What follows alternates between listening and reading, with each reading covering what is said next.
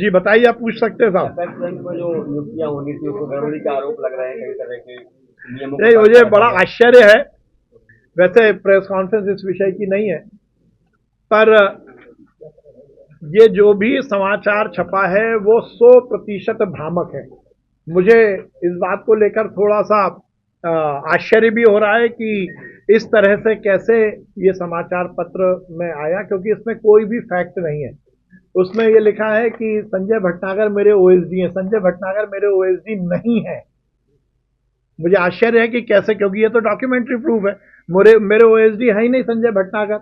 उसमें एक फैक्ट लिखा है कि एपेक्स बैंक के एमडी मनोज गुप्ता के भतीजे प्रथम गुप्ता का सिलेक्शन हुआ है। मनोज गुप्ता के कोई भतीजे प्रथम गुप्ता नहीं है। इवन मनोज गुप्ता जो एपेक्स बैंक के एमडी, उनके किसी रिश्तेदार ने इस परीक्षा में भाग ही नहीं लिया।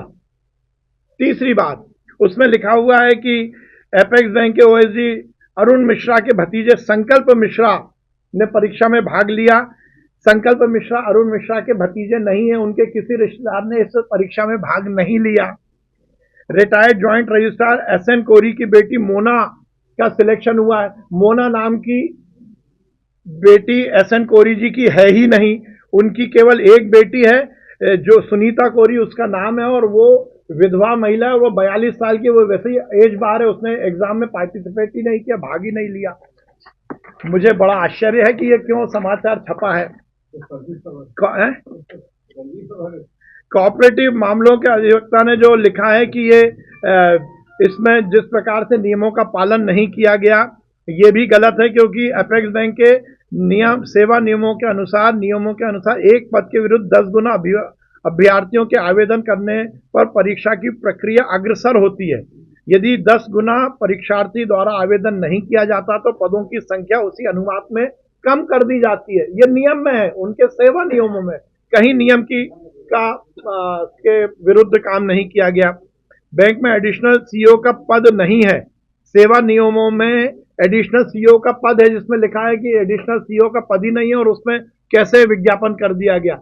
ये पूरी परीक्षा आईबीपीएस के माध्यम से करवाई गई। आईबीपीएस वो संस्था है जो कि बैंकिंग की, चाहे वो स्टेट बैंक हो या नेशनलाइज बैंक हो, उनकी जो भर्ती की प्रक्रिया जिस संस्था द्वारा की जाती है, उसी संस्था द्वारा ये परीक्षा ली गई है।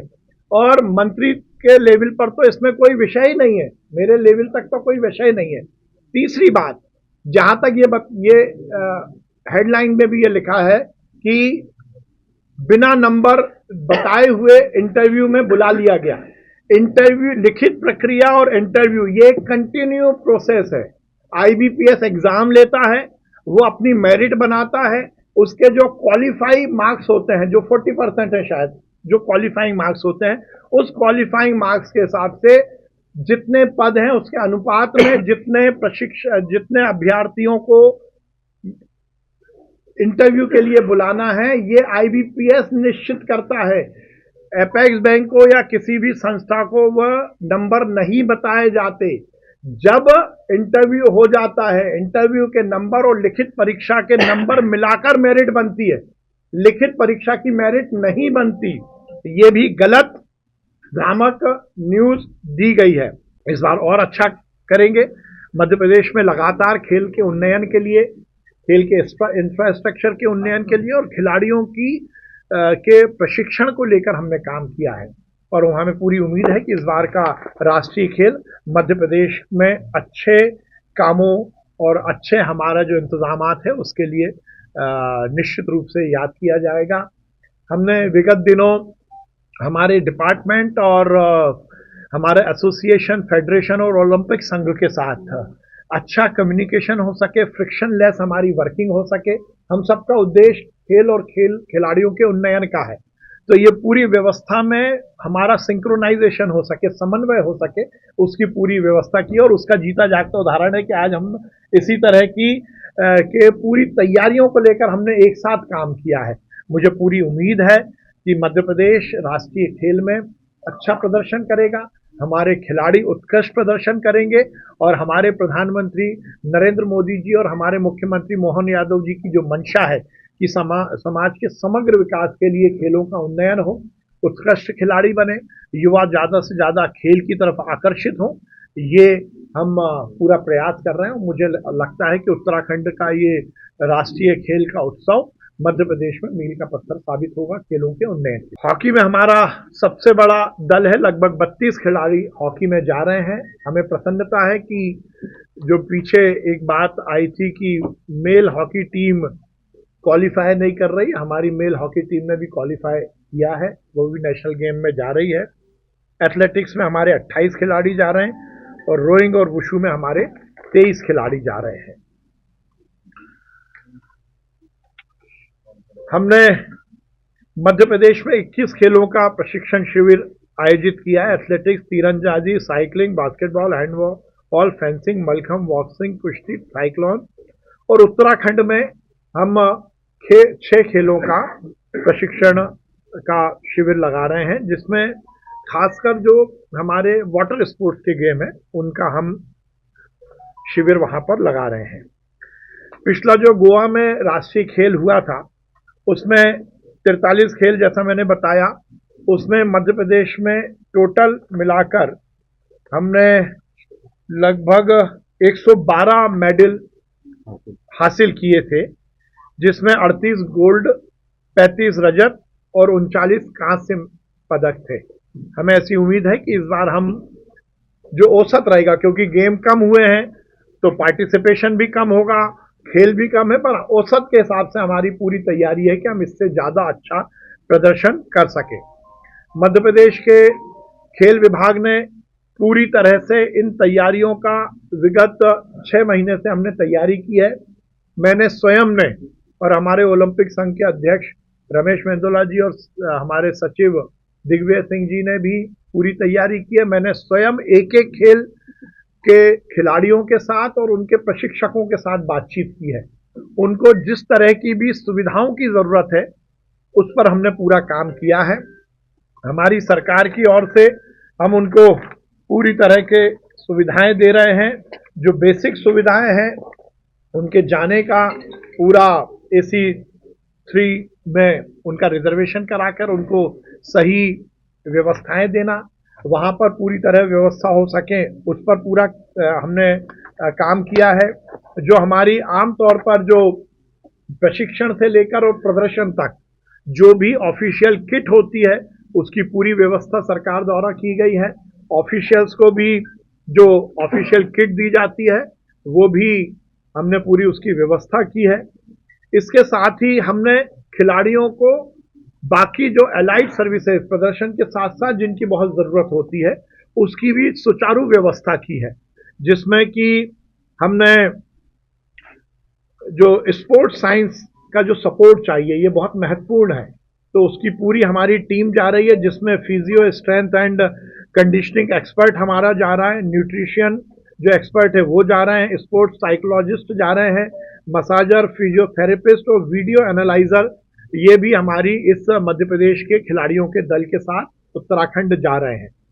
इसके साथ ही हमारे 7 दल के साथ एक chief the mission, 2 deputy chief the mission, photographer और हमारे ऑफिस के जो सहायक हैं वो भी इस टीम के साथ उत्तराखंड जा रहे हैं। 28 तारीख को माननीय प्रधानमंत्री जी उसका उद्घाटन करने वाले हैं। पिछली बार हमने जो हमारे विजेता खिलाड़ी थे उनको जो स्वर्ण पदक जीत के आए थे उनको 5 लाख रुपए, जो रजत पदक जीत के आए थे उनको 3,20,000 रुपए और जो कांस्य पदक जीत के आए थे उनको 2,40,000 रुपए ऐसी मध्य प्रदेश सरकार की ओर से प्रोत्साहन राशि दी थी। इस बार हमने निर्णय लिया है कि इस प्रोत्साहन राशि को हम बढ़ाएंगे और ये क्रमशः 6 लाख, 4 लाख और 3 लाख हमने इसको करने का निर्णय लिया है, जिससे हमारे खिलाड़ियों को और प्रोत्साहन मिल सके। आप सभी का हार्दिक स्वागत है। 28 जनवरी से उत्तराखंड में राष्ट्रीय खेल उत्सव का आयोजन हो रहा है।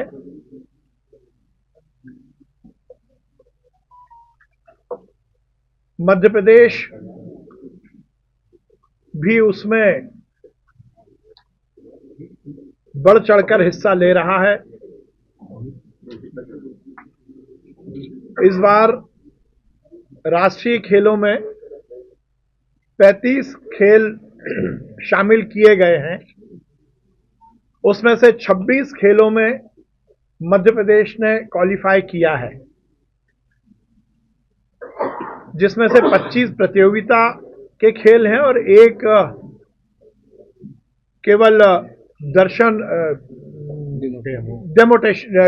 डेमोस्ट्रेशन या डेमो प्रदर्शन के लिए एक खेल है। उसमें भी मध्य प्रदेश अपना हिस्सा लेगा।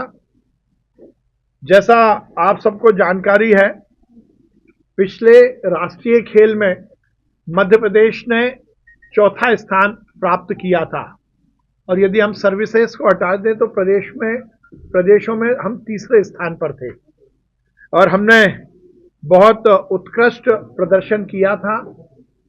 इस बार भी हमारी पूरी तैयारी है कि हम राष्ट्रीय खेलों में उत्कृष्ट प्रदर्शन करेंगे और हमारे खिलाड़ी अधिक से अधिक पद लेके आएंगे। पिछली बार का जो राष्ट्रीय खेल था उसमें लगभग 43 खेल थे, इस बार 35 खेल ही है, तो लगभग कुछ खेलों की उसमें कमी आई है।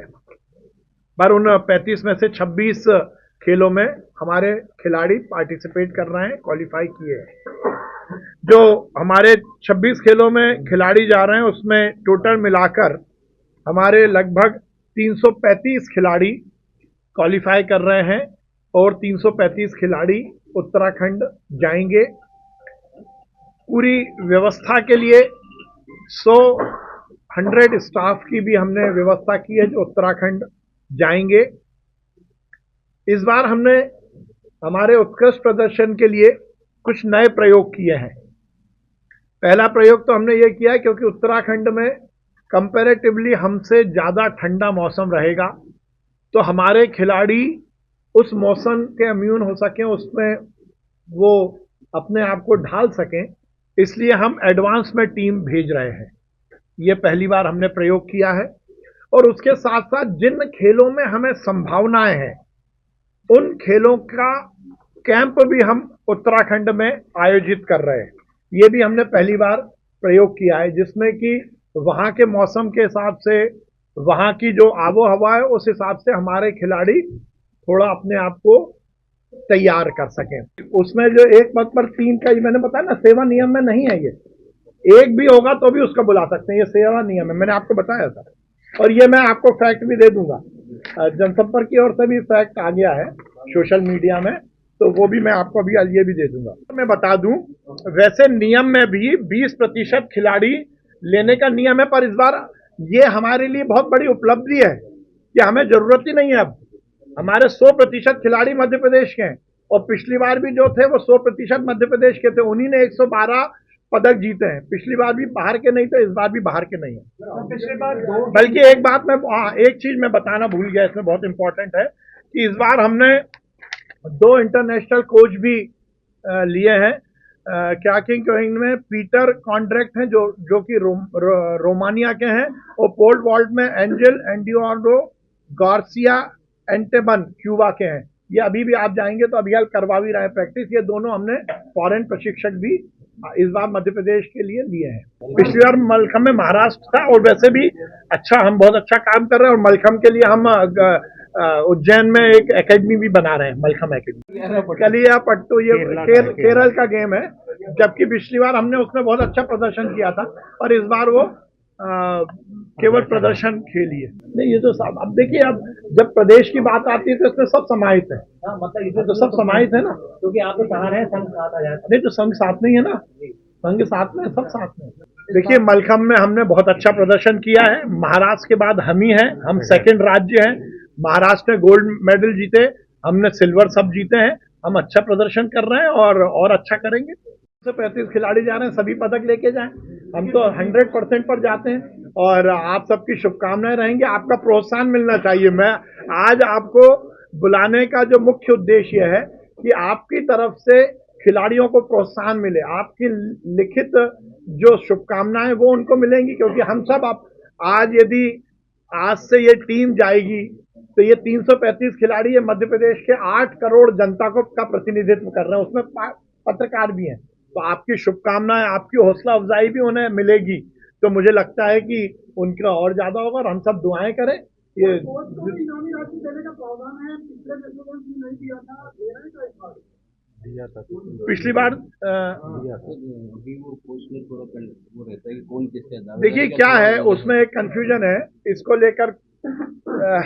बात ये आती है कि बहुत बार इंडिविजुअल खिलाड़ी के कोच होते हैं और टीम का अलग कोच होता है, तो कॉन्फ्लिक्ट ये होता है कि खिलाड़ी बोलता है कि मेरी कोचिंग तो इस पर्टिकुलर के कारण हुई है और इसके कारण मैं ग्रूम हुआ हूं, और जो कोच जा रहा है ऑफिशियल वो कोई और जाता है।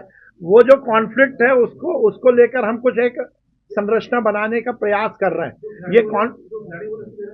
अब ये तो आपका मत है, अलग अलग मत है ना, इसीलिए मत वही तो है ना, इसमें ही तो कॉन्फ्लिक्ट है कि भाई इंडिविजुअल खिलाड़ी के कोच को दिया जाए। वो ये बोलता है कि मैं तो सपोज बड़वानी में मैंने इससे कोचिंग की, हमारे पास फेडरेशन का या एसोसिएशन का या सरकार का कोच और है, तो वो दोनों दावे करते हैं। कोर्ट केस बनने की स्थिति आ रही थी, इसलिए इसको अभी रोका गया था। इस पर हम एक पॉलिसी बना रहे हैं, इस पर हम विचार कर रहे हैं। वो अगर पैसा प्रोत्साहन राशि देना इज नॉट अ इशू, मुद्दा यह है कि किसी भी चीज में कंट्रोवर्सी ना हो। तो मैंने पहले भी एक बार आपको बोला था, ऐसे जो सिलेक्शन को लेकर प्रक्रियाएं उसको मैं पूरी तरह पारदर्शी करना चाहता हूं, चाहे वो खिलाड़ियों का सिलेक्शन हो, चाहे अवार्ड का सिलेक्शन हो या प्रशिक्षकों के मामले में। तो उसकी एक प्रक्रिया है, क्योंकि लंबा मामला है, उसको कैसे किया जाएगा उस पर हम काम कर रहे हैं। प्रयोग किया है जो हमारे खेल हैं जिसमें हमारे खिलाड़ियों ने क्वालिफाई किया है, वो खेल हैं एथलेटिक्स, तीरंदाजी, cycling, basketball, handball, rowing, kayaking, canoeing, slalom, yoga, fencing, Mallakhamb, weightlifting, boxing, कुश्ती, taekwondo, cyclone, wushu, modern pentathlon, squash, gymnastic, hockey, judo, shooting और बैडमिंटन। ये खेल में हमारे खिलाड़ी पार्टिसिपेट कर रहे हैं।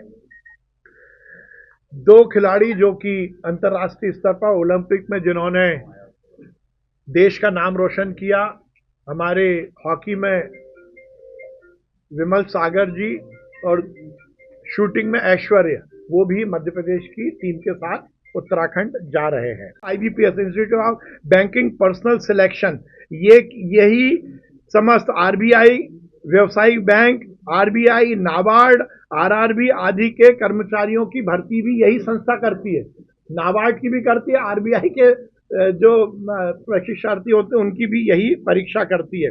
इस तरह से कहीं भी किसी भी तरह का कोई बात नहीं हो। मुझे आश्चर्य है कि मेरा नाम इस बात पे लिख दिया गया कि मेरे OSD हैं। OSD तो पता कर लेते, OSD तो लिखित में उसका आदेश होता है। संजय भटनागर मेरे OSD नहीं है। एपेक्स बैंक के MD के भतीजे ने परीक्षा में भाग ही नहीं लिया। प्रथम गुप्ता उनके भतीजे नहीं हैं। SN कोरी की बेटी मोना कोरी नहीं है, उनकी बेटी 42 साल की है, वो एग्जाम में भाग ही नहीं ले सकती। अरुण मिश्रा के भतीजे ने किसी तरह का एग्जाम नहीं दिया है।